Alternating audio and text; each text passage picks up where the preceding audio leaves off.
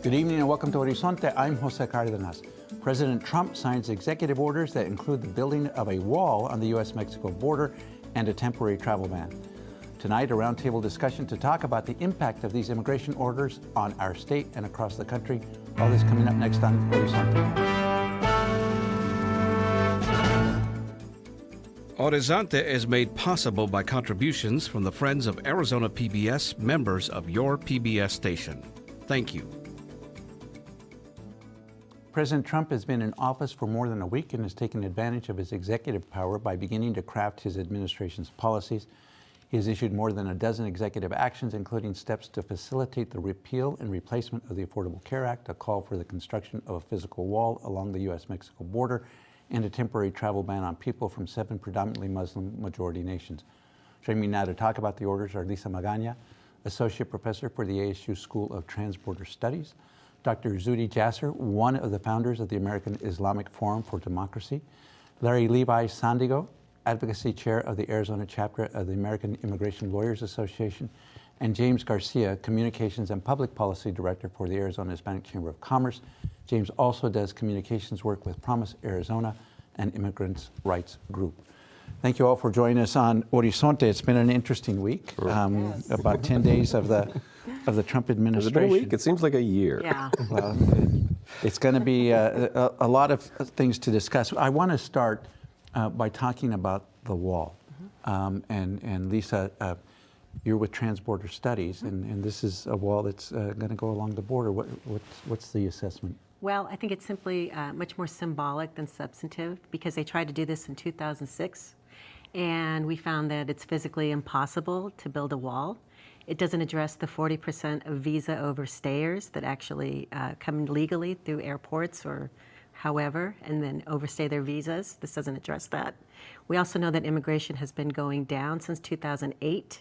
And yet the rhetoric is that immigration's out of control, as well as crime that's committed by immigrants. We know that, in fact, not only has immigration gone down, it's been exceeded by Asian immigration now. And in fact, it's a net migration when we take into account the number of people that have left, as well as the number of people that are coming in. But what you just said about it, 2006. So is this one of those instances where President Trump can rightfully claim that he's just doing what Obama tried to do? In 2006, that would have been before Obama. It was pre-Obama. Oh, that's That right. was pre-Obama, and you know, George Bush. Yeah, and again, I think it was much more symbolic as well during that time, because if we really wanted to do something about immigration, we'd have to have a whole thing about comprehensive and focusing not just so much on the enforcement, but other areas of immigration reform. But I think politically, this appeals to his base, because this is certainly how he started his campaign. With the idea, you know, Mexican criminals, rapists are coming in, the border's out of control, it's Boris, and I think people like to believe it. I will add, however, that recent surveys show that, at least in Arizona, that citizens of Arizona don't, in fact, support the wall. And again, it's even more interesting that even people that live closer to the border even more so oppose the wall. Dr. Jasser, I'd like your thoughts, and I should note, you didn't support candidate Trump, and not to suggest that you voted for Hillary Clinton either, but do you support this wall policy? Absolutely. I think it's a part of a society based on the rule of law. My family waited as political refugees months and months until they got approval to come here legally. I think Mexico also has an obligation to maintain the security inside its own country. My main question about the wall as a conservative is it's easy to write an executive order. The question is, how is it going to be paid for? This is also a president who I support the policies of tax reduction, increasing free market incentives for small businesses, et cetera. I don't know how you do that while maintaining fiscal responsibility. So, you know, it's nice in some ways, as much, again, as I did not personally support him for a number of reasons. Now that he's my president, I will tell you that I hope that as the policy comes forward, you know, it's good to not have a politician from Washington and he's talking about certain creative business ways to fund it, maybe through corporate ventures, I don't know what. But at the end of the day, I think that's the big question. Whether we have neighbors that love each other have fences. So I don't think we should be ashamed about having a border that protects us from not only terrorist issues, drug violence, and those who come in here to violate our laws illegally. So James, we mentioned George Bush when he was president. he may have been proposing a wall, but he also described Mexico as the best neighbor that the U.S. could have, the strongest supporter. And part of the controversy over the wall is it seemed to be a slap and an insult to the president of Mexico. I mean, I think, first of all, whatever's been laid out in terms of what this wall is going to look like and what it's going to cost, none of it is realistic. It's all a farce from top to bottom.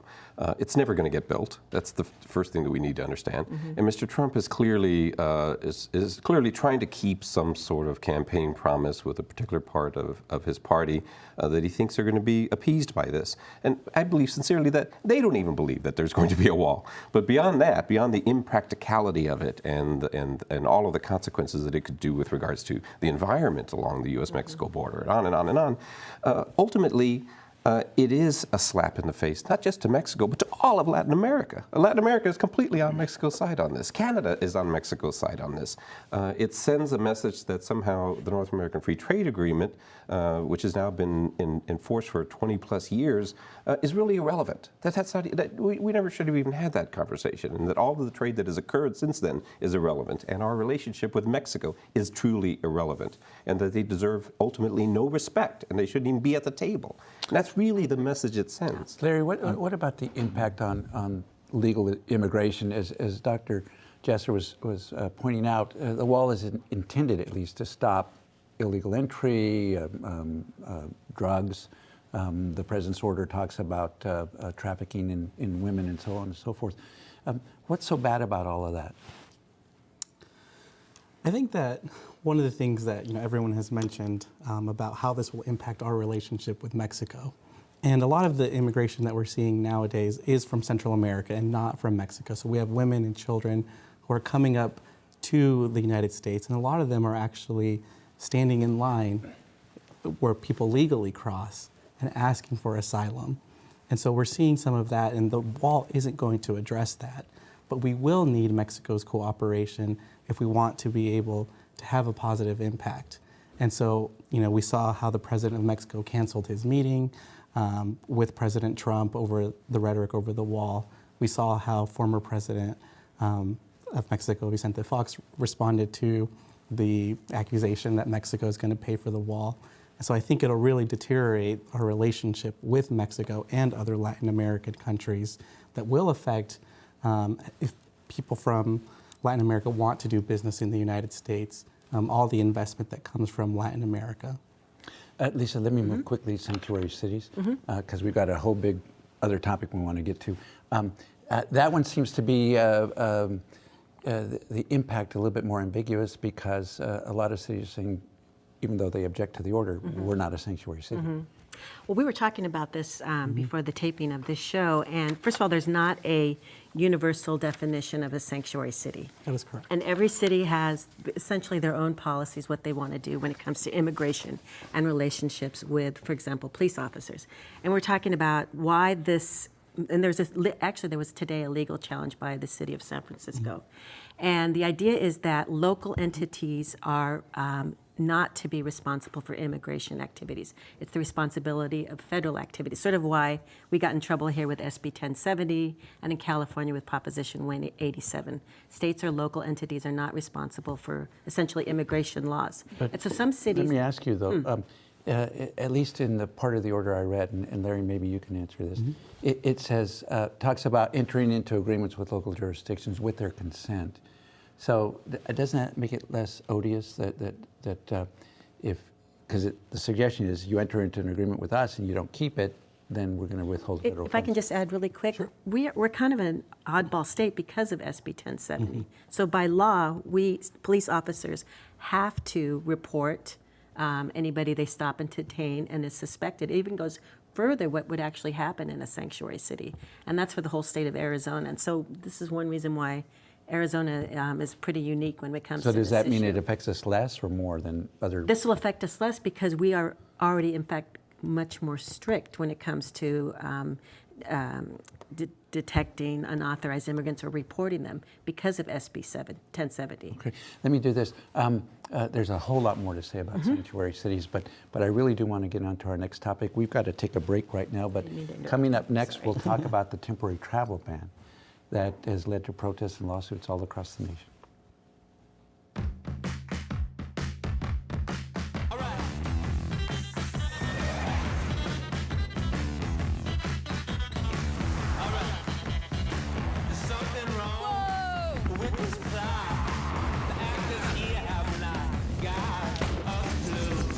fascinating. You know, sometimes I wish I wasn't so beloved.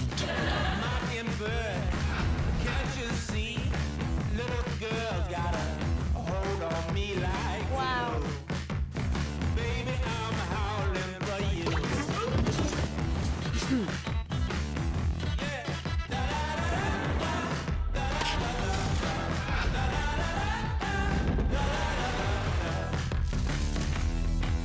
It's literally one for the history books. Enjoy.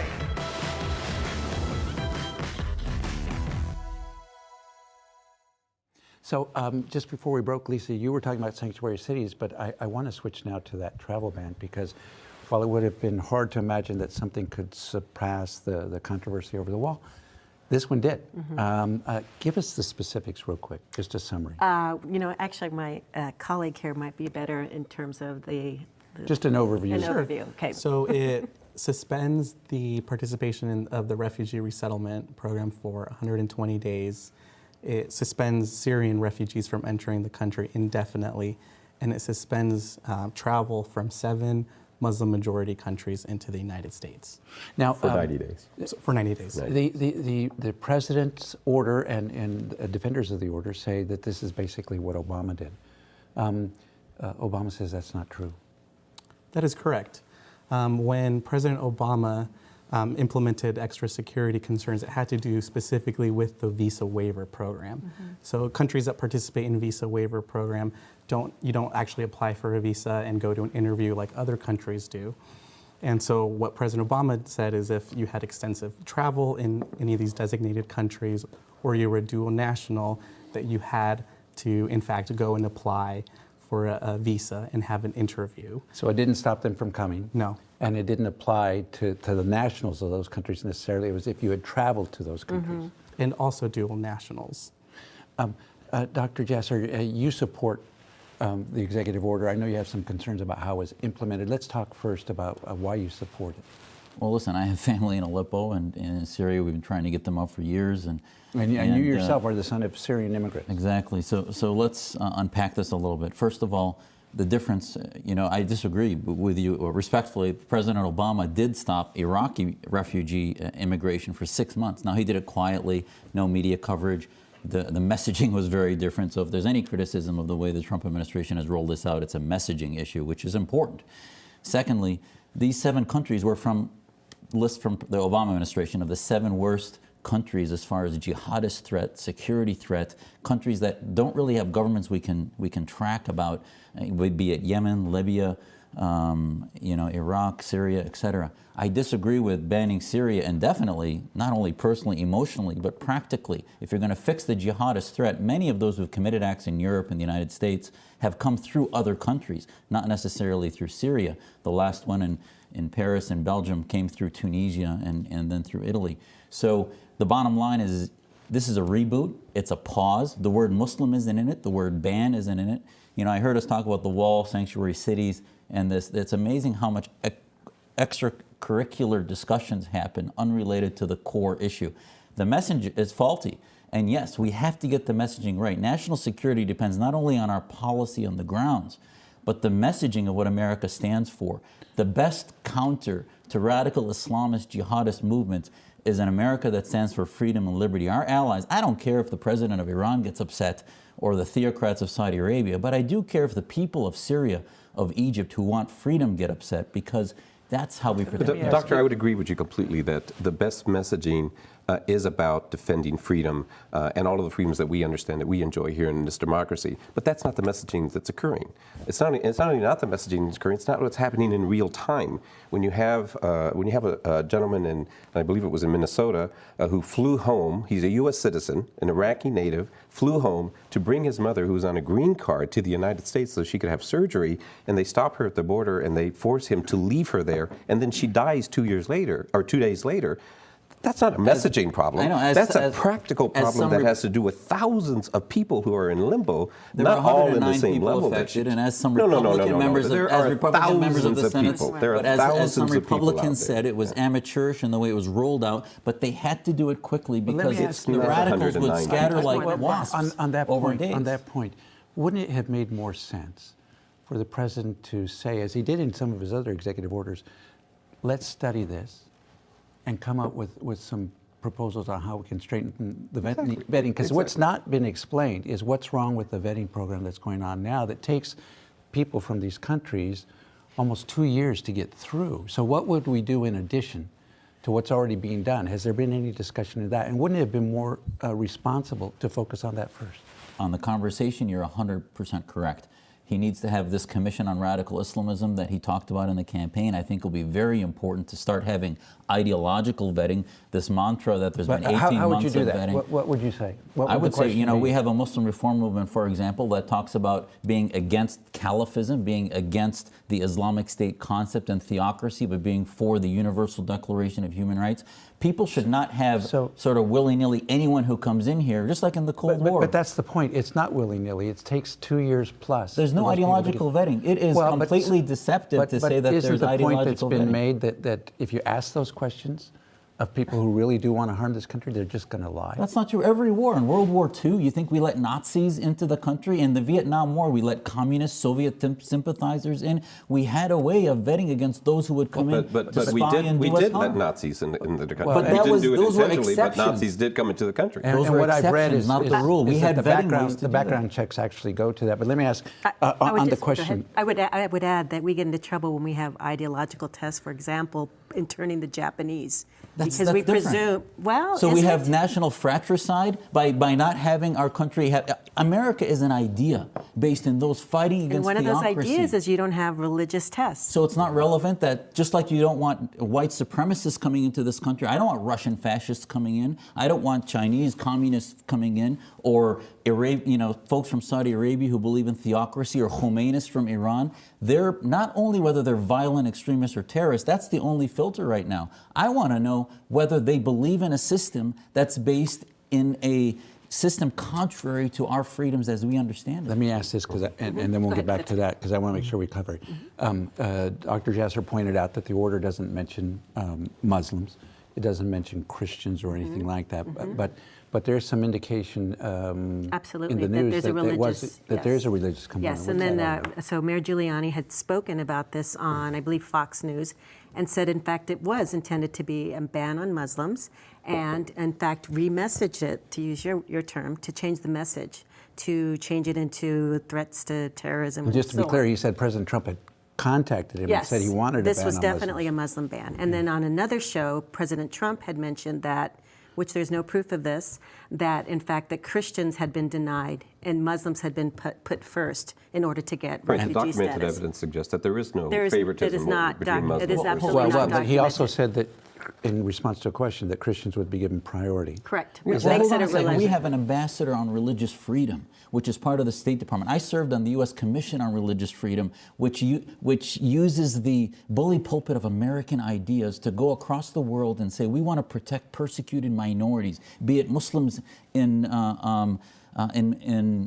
Burma, be it But what does that have Shia to do in with what Saudi Mr. Arabia. Trump has said? Well, what he's talking about is that we can't. He didn't say Christians, but any minorities, No, he including said Muslims that are Christians. part of the majority. I've taught at the university before, and I've told my students always to think about the lessons I'm providing to them in context of the world that we live in. And the context that we live in with Mr. Trump is that during the campaign, he went after Muslims. No, That but during your the context campaign, is, I'm sorry, no, but it's not your my context. the These are his context, words. but let me just say, it's I really want to important to ban be all said Muslims that the from left, America. I'm sorry, but That's the left in America context. right now looks at Muslims as one entity, as if we're not diverse. There's no orthodox, fundamentalist, progressive, liberal. We are a diverse I community. understand that There's diversity. jihadists I and there's understand not. that diversity clearly. But when you that's talk not about what Muslims, Mr. you're saying that if he Trump wants to said. vet against jihadists, that somehow that makes him anti-Muslim. No. And the words aren't there. You're putting When he talking said, "I heads who want to say ban things that are 100 completely all Muslims from inaccurate. entering the country, that's the context. Just to that be he clear, placed it the in. point Yeah. was the claim's been made that this was not targeted at Muslims, and yet Rudy Giuliani said that President Trump contacted him and said he wanted to be able to ban Muslims. He wanted to know how to do it legally, and that in response they said, "Well, you can't do that. Here's what we'll do."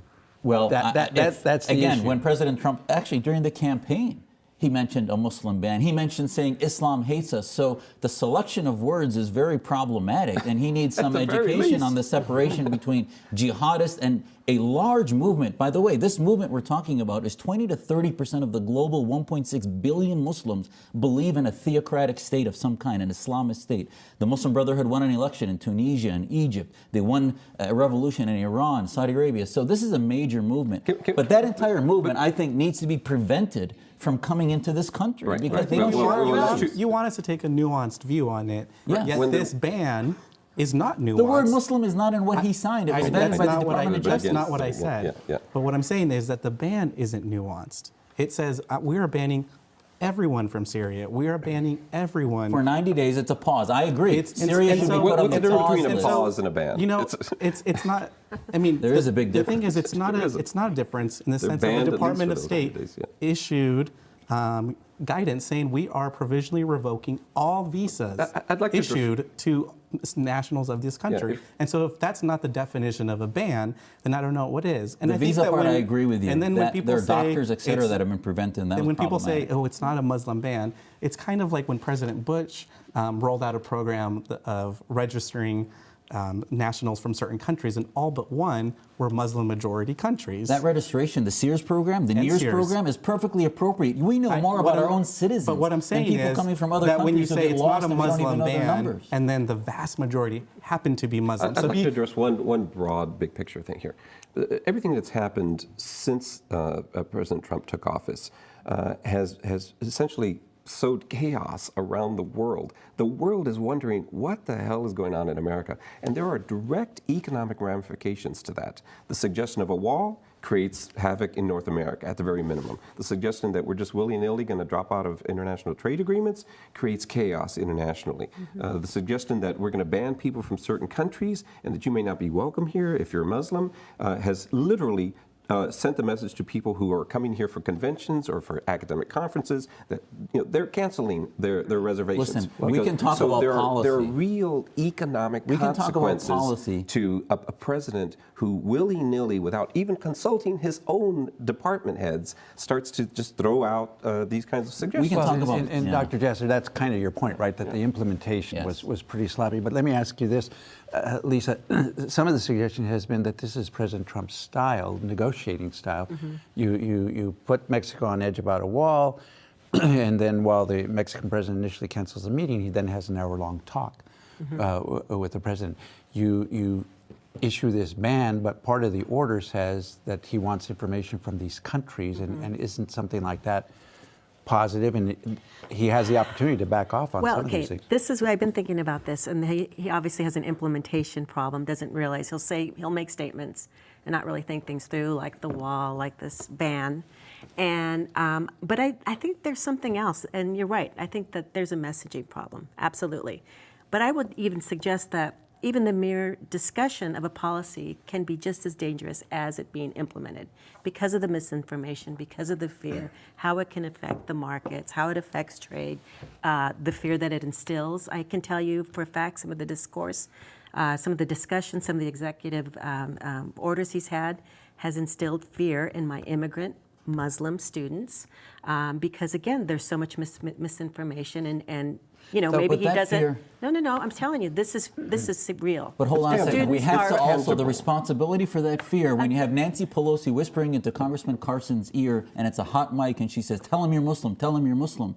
You have Sir, you respectfully, but bottom he's line, asking me a question and I'm responding. No, I know, but- And I'm but- saying that the misinformation instills fear. I don't know if Nancy But the Pelosi says identity it. politic issue and the media rushing to do a job they should have been doing over the last 8 years, but now have woken up from anesthesia and are all of a sudden critical of every move and labeling things in a way through Soros-funded rallies across the country that are basically trying to disrupt peace in America by saying that this is all because of the messenger when they're not dealing with the topics and the This policies. messenger that is they- the president of the United States of America. I understand. The single most Larry, let me powerful ask you But this. you had a in the president who world. sat through a genocide in Syria, and the media didn't even come 1% close of the apoplexy that they're doing in the last 10 days. I'd like to, address the issue about the rallies. So I organized a protest at Sky Harbor on Sunday, and I can assure you that no one funded that. That was done entirely through the efforts of the American Immigration Lawyers Association. And so I take Larry, we've just Yes. got 1 minute left. Let me ask you this.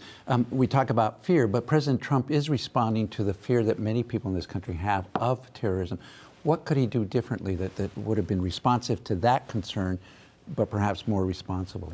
I think, for example, making exceptions in the order. So, for example, we offered visas to Iraqis who had assisted the United States government. Literally, one of the requirements is having done faithful service to the United States government. And then we say, we're revoking that visa. We're not going to allow you in. And so that's going to harm our fight against ISIS, the fact that we made these promises to people who helped us and then take it back. And so I think, at the very minimum, making exceptions. And on that note, we're going to have to end the interview because we're out of time. Thank you so much for joining us. Thank you. That is our show for this evening. Thanks for watching.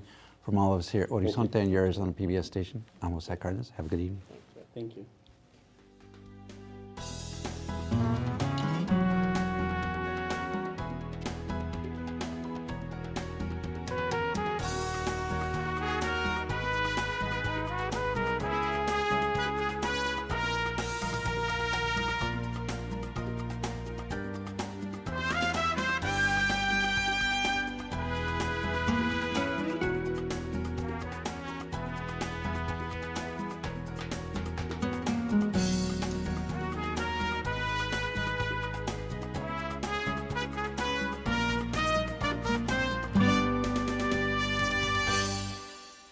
Horizonte is made possible by contributions from the Friends of Arizona PBS, members of your PBS station.